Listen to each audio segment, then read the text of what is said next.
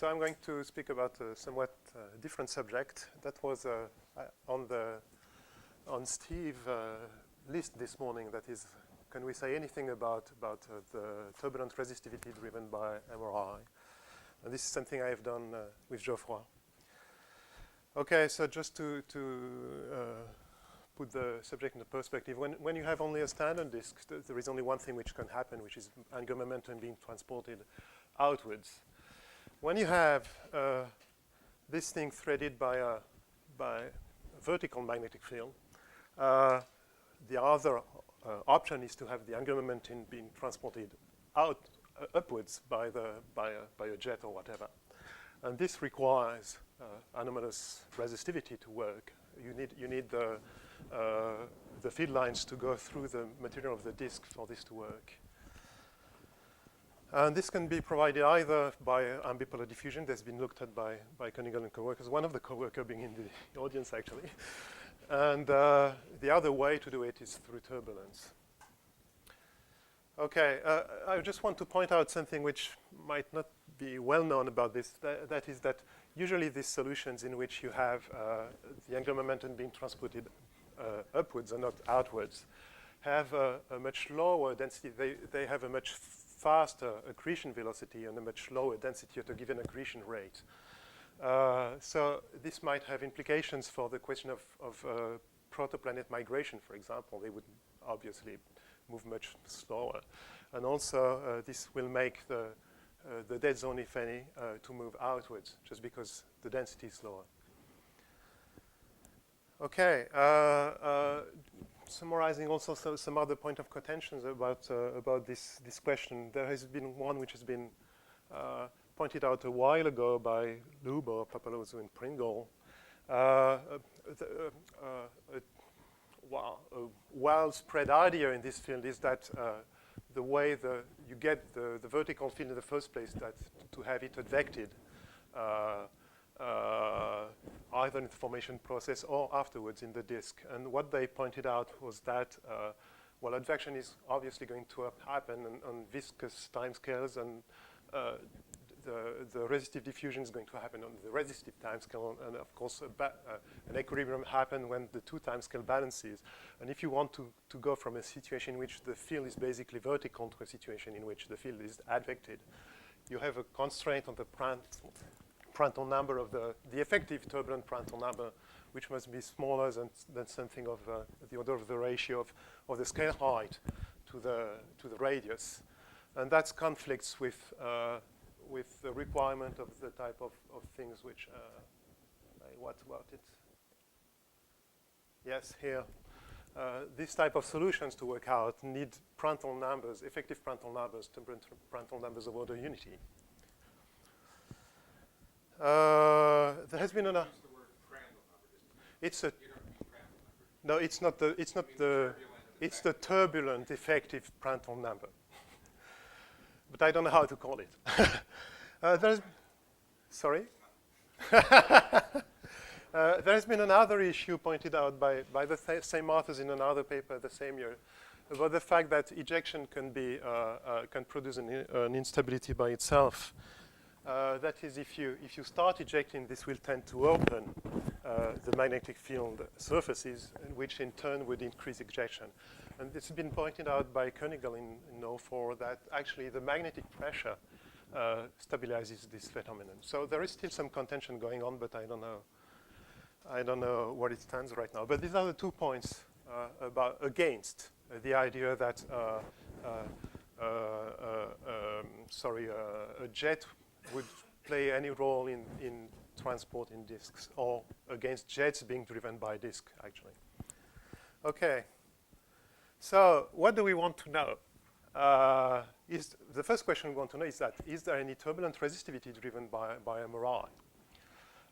And if there is one, we certainly would like to know why there is one and how effective it is.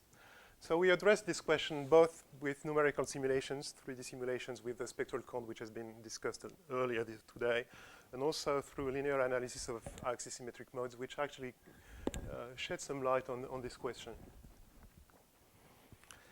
Okay, so everyone knows about shearing boxes now. What we have done is having a vertical or non-vertical field, and on top of that, we have superposed a forced varying field, which can be either in the vertical or another direction. And it's periodic because of the boundary conditions, of course. Okay, so on top of the usual, and that's something which has been pointed out by one of the previous speakers, the usual correlation between the Reynolds tensor and the Maxwell tensor, you also get, hopefully, some average of the electromotive force, and from which, if it correlates well with the imposed current, you get some turbulent resistivity. Okay. Oh yes. Sorry. This, as always, this parameter should. This is an alpha eta. That's the way I called it. It's a dimensionless parameter which should depend on the dimensionless parameters of the problem, and there are only two we expected here. One is the strength of the average field in terms of some beta way of measuring it, and the other one is the amplitude of the imposed fluctuation of the field. It should also depend on the dissipation numbers, but we didn't look into this. Okay, so the result of simulation in which you have both the imposed mean field and the variation of the field along the vertical direction. So what does that give? Basically, the component you're interested in, that is what you impose is in this case is the current is in the phi direction, and that's the EMF in the same direction, and that's a fit with proportionality to the current. The surprising thing is that you get another component in the radial direction, which doesn't give any transport because its curl vanishes, but it's kind of surprising. And the other one is zero. It's always zero, and I suspect there is a symmetry reason for that, but I didn't look into it. If you do the same type of work with B, again in the vertical direction, but the fluctuation in the azimuthal direction, you again get some correlation between the imposed current and the correct component of the EMF, and the other components are basically zero. Okay, so there is some linear correlation between the imposed current and the turbulence response of the fluid. At least in one case, there is an unexpected off-diagonal component of the resistivity. What's there? Yeah, what's there is some plot of what's going on when you look at the influence of various things. Here it's the influence of beta, the strength of the field, of the imposed field. Here it's the influence of its orientation, and here it's the influence of the orientation of the fluctuating component, or the variation in the imposed field. Sorry? Yeah, it's the amplitude of the fluctuation. Here. It's the amplitude of the variation of the imposed field with respect to the mean one. They depend on both the amplitude and the direction of both the mean field and the fluctuating one.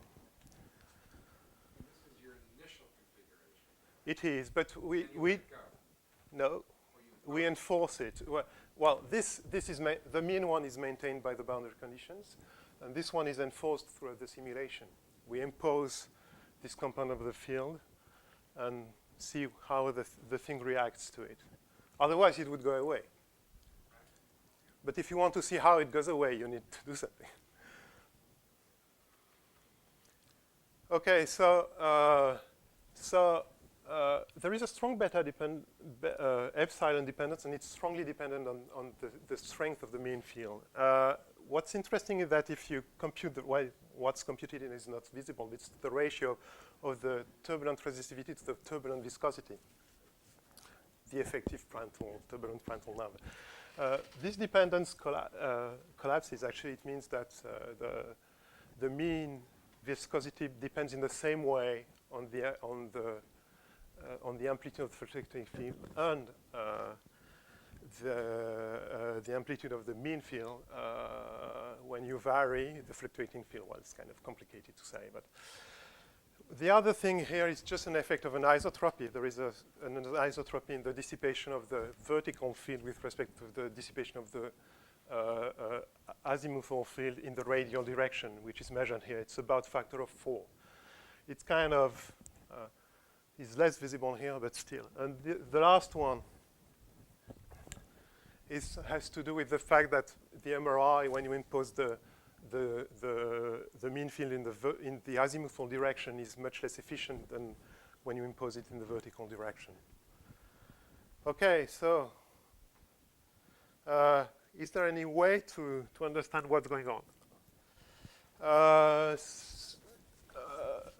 Why look at linear things for one thing? It was pointed out several times earlier this morning, I think, that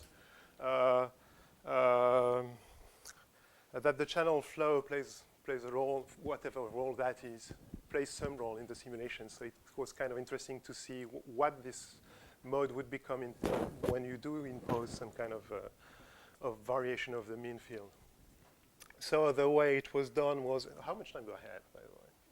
Plenty. Okay. Sure. So the way I formulated the problem was to solve for the equation. But, well, it's incompressible. I forgot to say it's incompressible. So you can, if you look for axisymmetric modes, you can reformulate the problem as a second-order differential equation in the stream function, and you can solve it at least in the limit where your fluctuation in field is small with respect to your mean field. You can solve it analytically to first order in the fluctuation. And what's shown here is the difference for a reasonably sizable amplitude between an exact solution to the second order stream function and the analytical solution. So the analytical solution is giving you basically the basic behavior. Yes? What problem are you solving here? Yeah. Sure. But the one I formulated, that is, you have a shear box, you have a mean field, and I've looked at the mean field in the z direction, the variation of the mean field in the z direction as well, and it's incompressible. So, and I'm looking for axisymmetric modes, and I'm trying to understand. So you're doing a linear analysis against that background. Yes. So it's not already turbulence. No, I just want to know whether the linear modes do correlate to produce a mean EMF in this situation. Okay, so here is some answers. That's what's coming out of the analysis for the phi component of the EMF, the one which is proportional to the current in the nonlinear simulation. And of course there is, well, of course, not of course, but apparently there is some correlation between current and EMF for the linear modes. There is also an off-diagonal component, but doesn't have the same sign. And I'm still not sure that I have not made a sign error here, but it doesn't look like it. And the third one is essentially 0. Okay, as for the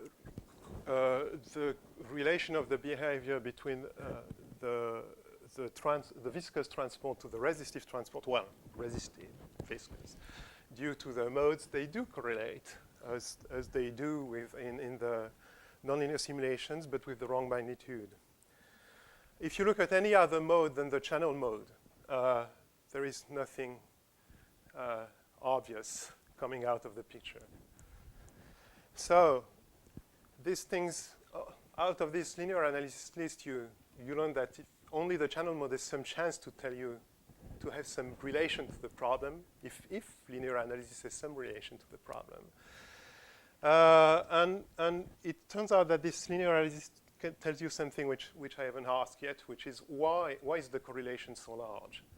I find that surprising because the MRI is an instability driven by the shear. So whatever correlation you would expect would be on the Reynolds or magnet or Maxwell stresses, not on the EMF. At first, well, offhand, if you would make a guess, you would not expect something to be large, except if there is some back reaction directly on the MRI driving process. And actually, that's what's going on in the linear analysis. So how does it do it? It does it by coupling well, it doesn't show as well as I thought. Well, anyway, what is this? It's the poloidal velocity field due to the MRI with just the mean field. That is the fundamental MRI with just the mean field. Well, so it moves this way and this way. It's the channel model. Sorry? This is vertical, this is radial, and this is a plot of the poloidal velocity field. This is the deviation from that due to the fact that we have added some variation in velocity. Same thing here in magnetic field, poloidal magnetic field due to the MRI itself with a mean field, and that's the deviation of it. If you look at it, you see how it produces the correlation. I mean, in the region, if you remember, the current is something like either like this or like this. I don't remember the sign, but anyway. Where the poloidal field is large, you have a correct large component of the deviation of the magnetic field. Sorry, this magnetic deviation, because you want to correlate the U with B, and the correlation mostly comes from the MRI coming from the mean field with the deviation coming from that, and it comes in the two components. So that's how it does it. It doesn't tell you why yet. If you want to go to the why, you need to go back to the cartoon of how the MRI works. I'm not going to explain that.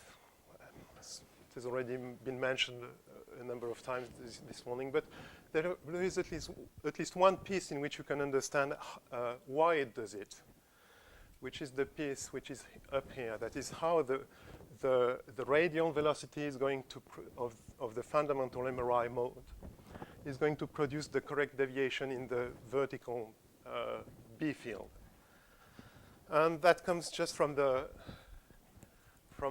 induction equation. There are two pieces to the induction equation which can produce the deviation for from the fundamental channel mode. One, and I'm going to discuss the first one only. So if you look at what's going on,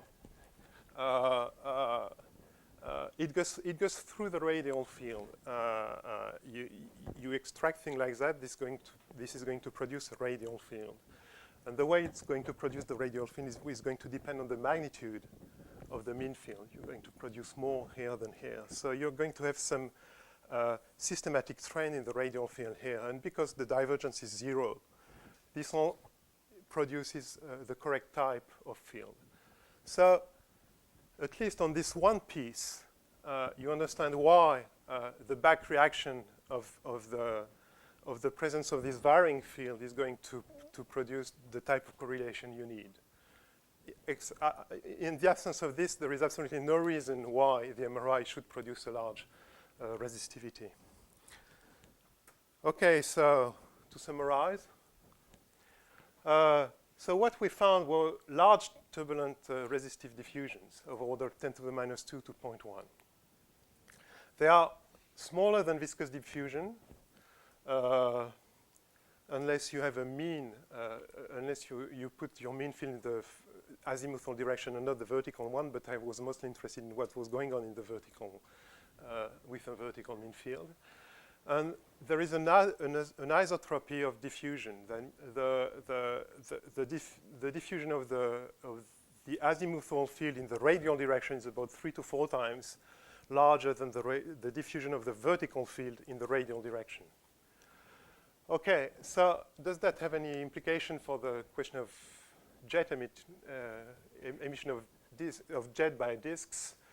The anisotropy is in the right direction. It's about the right magnitude, but the the diffusion itself is too small, by about an order of magnitude. These models require an extremely efficient turbulent resistivity to work. The one you get from MRI, either from the nonlinear simulations we made, is too small by about an order of magnitude. As for open issues, well, certainly we need to worry about vertical stratification because the disk is stratified and we still don't know what's the efficiency of MRI with a mean vertical field imposed in presence of vertical stratification. And of course, we have been discussing a lot today that there is some dependence on the turbulent viscosity of the turbulent viscosity on dissipation. There is no reason why this should not translate to the turbulent resistivity itself. Sorry, I'm a bit out of phase today. Okay, and that's it.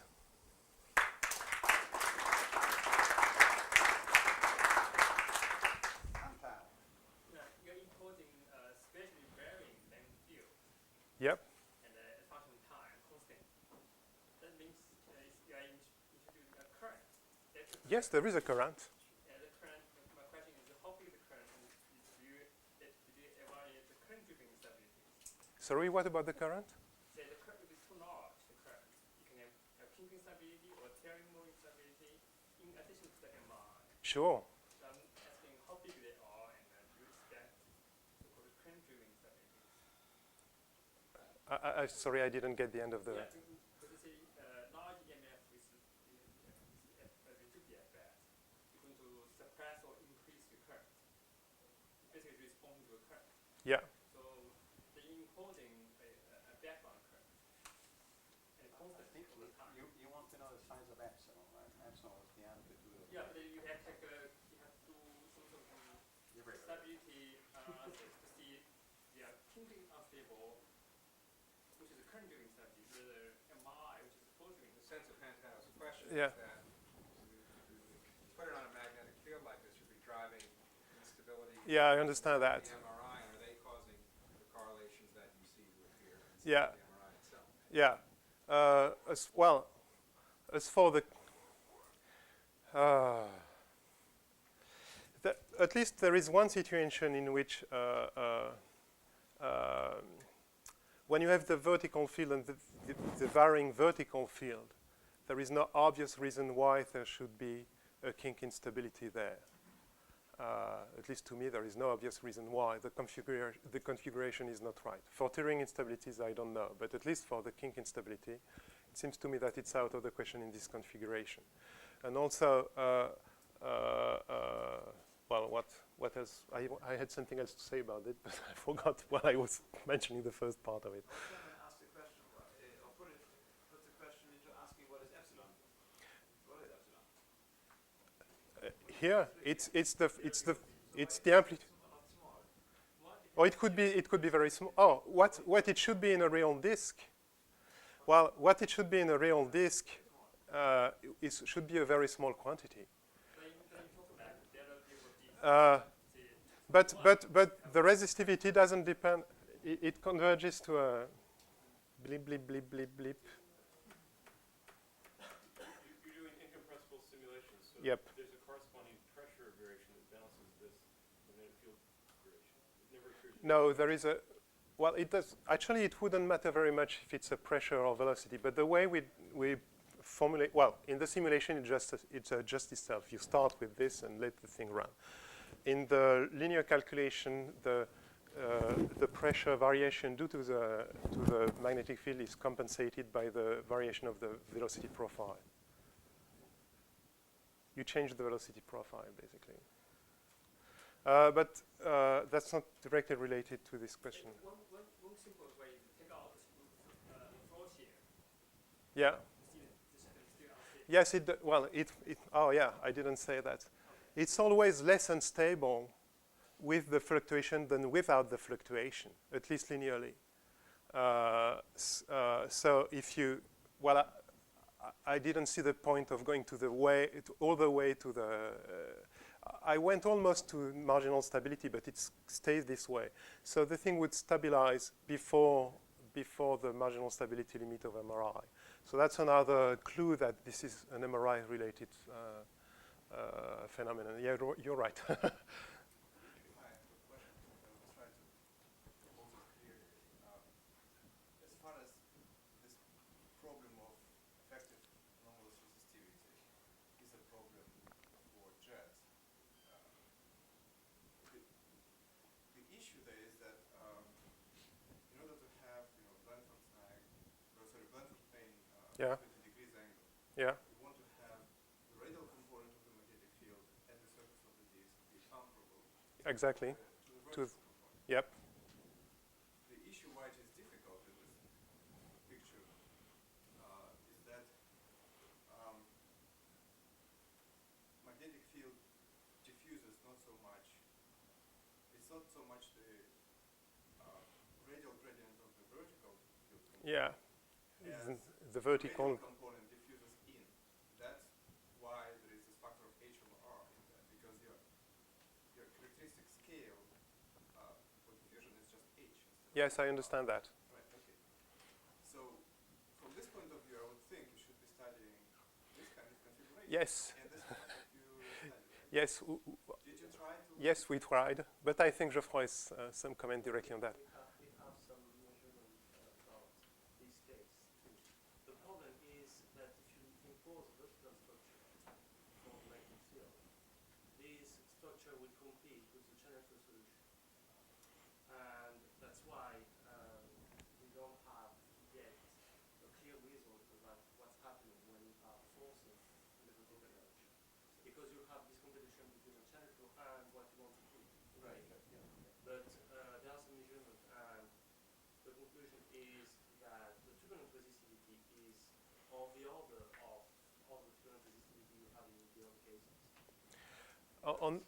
Also, if the turbulent resistivity in the vertical direction, that is vertical diffusion, is smaller by a factor H over R, then you're dominated by the radial one, which comes out of here. But no, it depends on how you. Well, it depends on what you call the issue. The only models which do produce a jet from a disk in which things have been at least self-consistently computed, it's as much as possible, are models in which the turbulent Prandtl is of order unity, and not of order H over R. Now, the issue pointed out here is that if you want to go from there to there, then you need this type of Prandtl number. But there are, well, so that's really the point of contention with the English school and the other people in the world about this. Does this idea apply or not? It's certainly true that if you start from here, the argument is really robust. There is no way around this argument. That is, if you don't have. Is that condition upside down? Sorry, which possibly? Don't you want large viscosity compared to diffusivity? No, I think it's this way. You want to discourage. Yeah, well, it's certainly, well, there is an obvious answer. I mean, if you don't diffuse the field at all, it will get affected. Okay, last question from Eric, and then we're going to Well, I didn't finish the answer to the question because there was an interruption in the middle. Now, nothing tells you that this is the initial condition. You can maybe end up with a situation like that directly from the collapse, and not with something like that during the collapse, and then trying to advect the field inwards. And then you wouldn't have this type of timescale problem, because the timescale for the collapse would be the dynamical timescale and not any diffusion, even turbulent one. That's if you don't have turbulence at all, right? No, but even if you have turbulence. Or even if you have turbulence, but if you're, so can you have a case where the mean magnetic field is weak enough so that it doesn't kill MRI completely, so that you still have MRI active in the disk, and yet the field is not escaping from the disk. I'm not sure I understand. But we'll discuss. Yeah, maybe we should not discuss this too much right now. But let's then thank the speaker again.